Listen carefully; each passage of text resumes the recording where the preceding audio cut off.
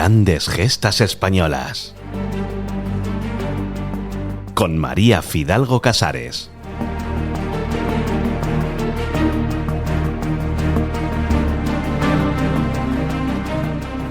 En el artículo La gesta del Rokiski, el emblema español de alcance mundial, se narraba cómo había surgido el Rokiski, emblema de la aviación española, y la inspiración de la infanta Beatriz de Orleans en la biblioteca egipcia del duque de Montpensier en Sanlúcar de Barrameda.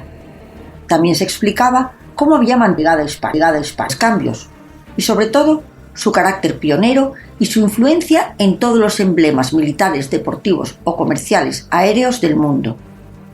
Apuntamos también que hubo singulares figuras que giraron en torno al famoso Rokiski, que es como se denomina por efecto de la llamada metonimia.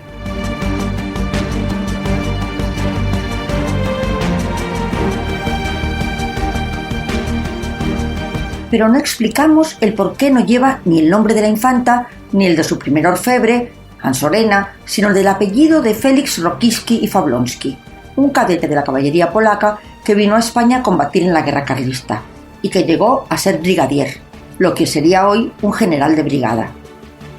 Félix Rokiski tuvo un nieto, Luis, muy brillante en distintas técnicas artísticas, que se licenció en Bellas Artes. Y aunque madrileño y de segundo apellido el españolísimo Gómez, no perdió el contacto con la cultura polaca. Fue un gran deportista, socio fundador de la Sociedad Gimnástica Española, y llegó a jugar en el Real Madrid, compartiendo alineación con el mismísimo Santiago Bernabéu. Y como el fútbol no tenía los sueldos actuales, lo compatibilizaba con el trabajo de platero en un comercio de la madrileña calle Carretas número 27.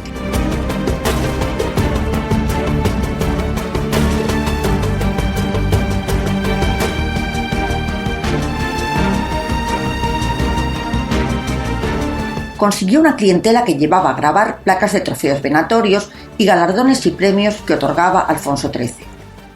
Pero con la República y la guerra, el taller perdió actividad. Fuentes aseguran que tuvo que cerrar y que Luis pudo sobrevivir como profesor de artes gráficas y que a la vez colaboraba en secreto con la legación polaca en el asilo de refugiados que huían del llamado Terror Rojo. Entre los que pidieron asilo a la diplomacia polaca estaba González Gallarza, toda una celebridad por estar considerado uno de los grandes pioneros de la llamada Golden Age of Aviation y uno de los protagonistas del segundo gran raid de la historia y una de las mayores gestas de la aviación mundial, el vuelo Madrid-Manila, realizado por la Escuadrilla Elcano. González Gallarza, acompañado de los capitanes Martínez Esteve y Lóriga, volaron a Filipinas para afianzar lazos culturales y sentimentales con el país, que había sido, hacía apenas 2 décadas, provincia española, así como acrecentar el prestigio de los pilotos patrios. Supuso toda una aventura fantástica, en una ruta apenas antes explorada por la aviación española. Nada menos que 17.000 kilómetros en 18 etapas, en 3 pequeños aviones Breguet 19, que fueron bautizados con los hispánicos nombres de Fernando de Magallanes, Juan Sebastián Elcano y López de Legazpi. Posteriormente, Gallarza intentaría en 2 ocasiones dar la vuelta al mundo, con el intrépido Ramón Franco.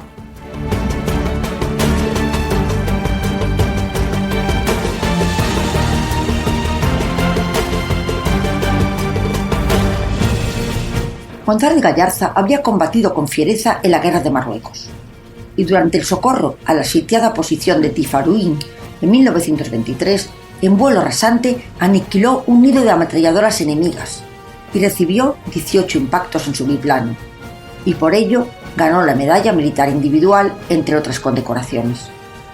Monárquico de pro, fue ayudante de Alfonso XIII y de los pocos que le acompañó a Cartagena en su último viaje camino del exilio, tras su abdicación en 1931. Ese mismo año, Gallarza se retiraba del ejército por la Ley Azaña. La ley pretendía limitar la megacefalia de los oficiales en el ejército, pero tenía un gran trasfondo ideológico. Obligó a los jefes y oficiales a prometer fidelidad a la República, con la fórmula «prometo por mi honor servir bien y fielmente a la República, obedecer sus leyes y defenderla con las armas». Azaña suprimió también a los capellanes castrenses, presentes en el ejército español desde la noche de los tiempos, y tan estimados en cuerpos que están tan en contacto con la muerte. Monárquico y católico ferviente, González de Gallarza decidió retirarse y entrar a trabajar en la empresa Casa de construcciones aeronáuticas que llegaría a ser mítica en la historia de la aviación.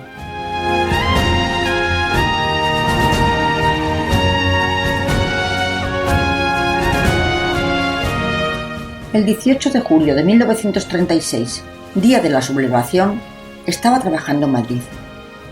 Ese verano había sido especialmente convulso, con las masas armadas por las calles, asesinatos indiscriminados contra monárquicos, derechistas, eclesiásticos, aristócratas. Su hermano Pedro acababa de ser asesinado en Gijón, y alguien le avisó de que su vida corría peligro. Tras arriesgadas vicisitudes y traslados, pidió asilo en la legación de Polonia. Para él, su mujer y sus hijos, 4 niños de 5 a 16 meses. ¿Y por qué allí? Pues posiblemente, como apunta el profesor Ciechanowski, porque era un país muy vinculado a la aeronáutica y Gallarza era un as de la aviación mundial. Según recoge el mismo profesor, el cuerpo diplomático de Madrid intentaba esos cruentos días proteger a civiles, defender prisioneros e instaban al gobierno al cese de asesinatos. Embajadas y legaciones identificaban sus sedes con la bandera que reconocía su invulnerabilidad y el derecho de asilo. Y entre octubre y noviembre, 15.000 personas se acogieron a ellas, y algunas, como Polonia, tuvieron que alquilar edificios anejos, que llamaron Hogar Polaco. Comunicaron al gobierno que necesitaban espacio para acoger a sus compatriotas, pero era para asilar a 400 personas, hombres, mujeres y niños, de 60 familias que habían pedido asilo. Polonia era socialista, pero profundamente católica y anticomunista, y dada la influencia soviética del Frente Popular y la gravísima persecución a la Iglesia Católica, simpatizaba con la causa rebelde. Y en el año 1938 ya reconocía a Franco como jefe del Estado. En el Hogar Polaco, la familia González Gallarza permaneció 5 meses, entre otros con Gregorio Marañón y su familia, algo muy paradójico, cuando Gregorio Marañón había sido uno de los mayores impulsores de la llegada de la República, y el ferrolano amigo personal de Franco, Juan Antonio Suances, futuro ministro de Industria y que sería responsable del llamado Milagro Español.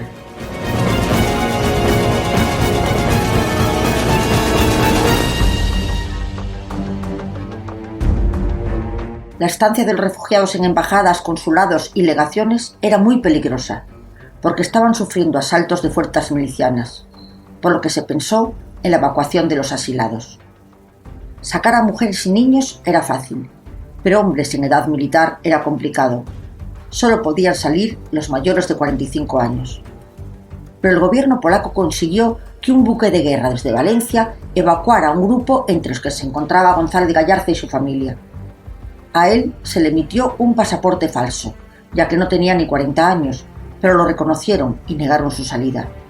Tras interrogatorios e intentos de asesinato a miembros del grupo, todos fueron salvados por la actuación de los diplomáticos polacos, con situaciones donde demostraron gran coraje y valentía.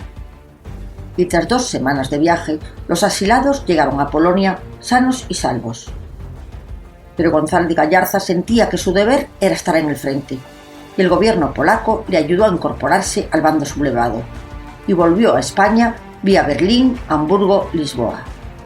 En la guerra sería jefe de grupo y escuadra de bombardeo de la Brigada Hispana.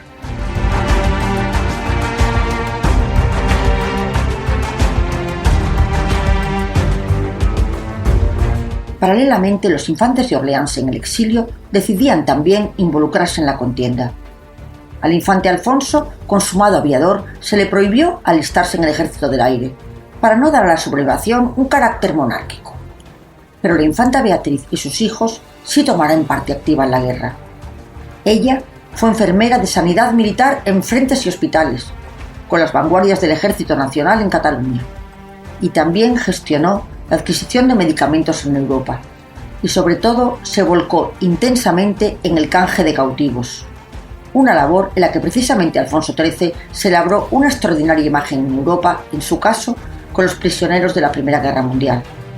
Y el llamado Día de la Victoria, Beatriz fue una de las primeras personas que entró en Madrid con ayuda humanitaria.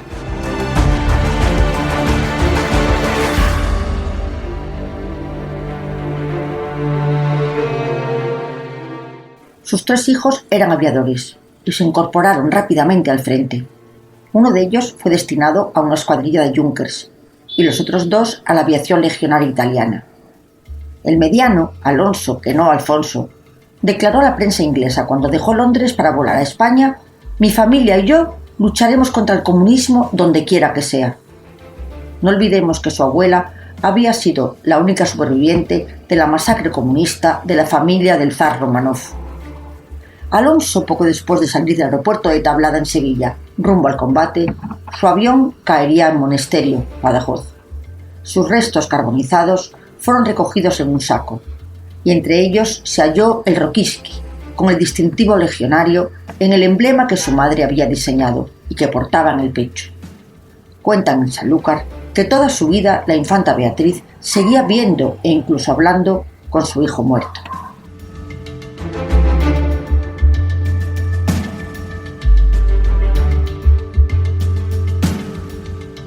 La victoria de los nacionales debió mucho al arma aérea, y en 1939 se creaba el Ministerio del Aire con el general Joaquín como su primer ministro, algo que sorprendió, pues era un militar de tierra, y tal vez por ello quiso contar con Eduardo González Gallarza, de quien se dijo era probablemente el piloto más completo de toda la aviación española.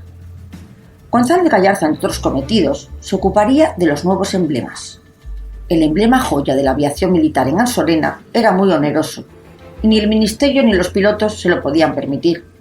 Así que contactó con Louis Rokiski, el nieto del militar de la caballería polaca, para su fabricación.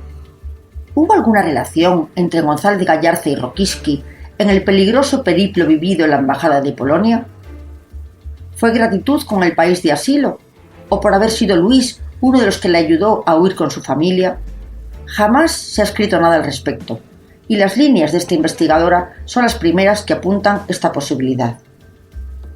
Louis Rokiski, basándose en el diseño de Beatriz, incorporó algunos de los elementos estéticos del nuevo régimen. En su disco central iba esmaltada el águila de San Juan sobre fondo rojo, y la corona imperial dorada reposaba en la parte superior.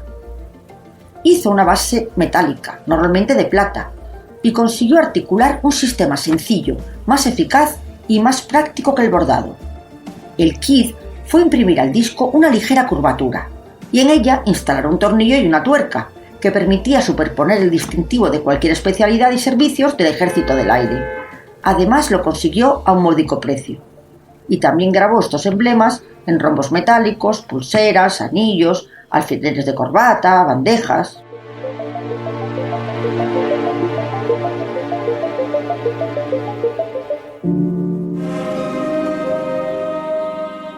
Desde 1939 hasta su muerte en 1965, año en que un Rokiski costaba 49 pesetas, realizó todas las insignias de los hombres del arma aérea, y en cada una de ellas su apellido iba grabado en el reverso.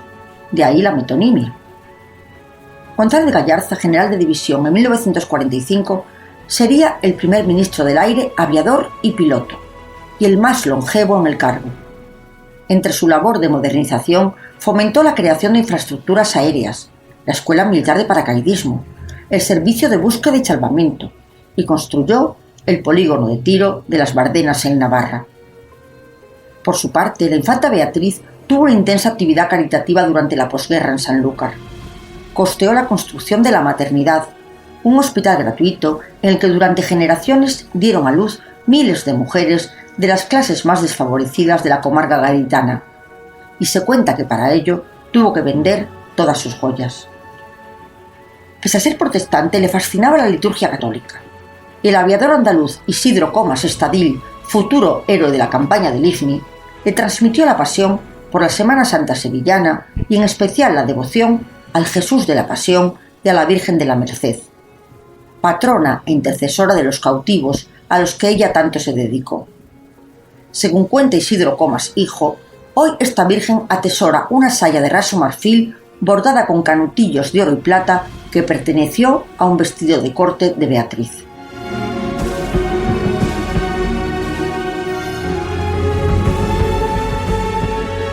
Pese a las décadas transcurridas, el ejército español sigue refiriéndose al emblema como el Rokiski, aunque muchos no saben su curioso origen. Incluso algunos piensan que es una derivación jocosa de la rosca, Rosca Rokiski. Pero en los diccionarios militares se define como el emblema que se lleva en el pecho con los distintivos de los títulos aeronáuticos que corresponden a quien los ostenta.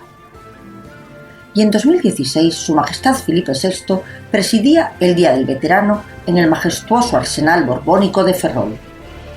Pese a ser históricamente una de las más importantes plazas navales del mundo, el uniforme del rey no era el de marino, sino el de aviador. Esa jornada, precisamente, era la última en la que el hijo de González Gallarza presidía la Real Hermandad de Veteranos de las Fuerzas Armadas y de la Guardia Civil, pues se retiraba del cargo tras una década.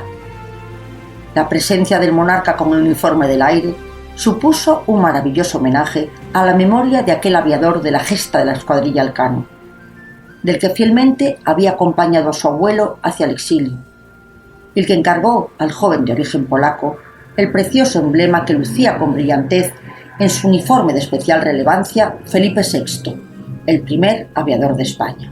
Grandes gestas españolas. Con María Fidalgo Casares.